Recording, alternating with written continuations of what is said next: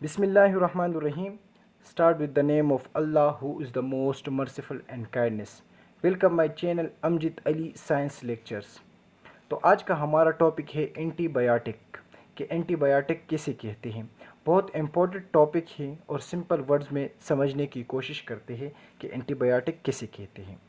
So those medicines और drugs that against fight bacterial infection is called antibiotics. यानी वो medicine, वो दवाइयाँ, वो ड्रग्स जो बैक्टीरियल इन्फेक्शन के ख़िलाफ़ काम करती हो उसे हम एंटीबायोटिक्स कहते हैं।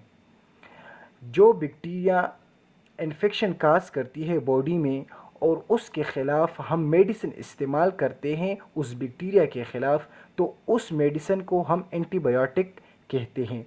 अब एंटीबायोटिक को दो क्लासेस में डिवाइड किया हुआ है। Number 1 bactericidal antibiotic, number 2 bacteriostatic antibiotic. Bacteriocidal antibiotic उस एंटीबायोटिक को कहते हैं those antibiotics kills bacteria directly. वो एंटीबायोटिक जो बैक्टीरिया को डायरेक्टली किल करते हो उसे बैक्टीरियोसाइडल एंटीबायोटिक कहते हैं। और bacteriostatics those antibiotics inhibit their growth और रिप्रोडक्शन।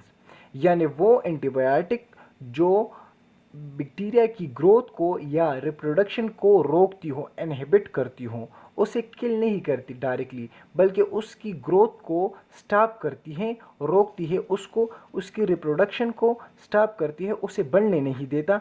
तो इस किस्म की एंटीबायोटिक को हम बैक्टीरियोस्टैटिक एंटीबायोटिक कहते हैं। Thank you so much.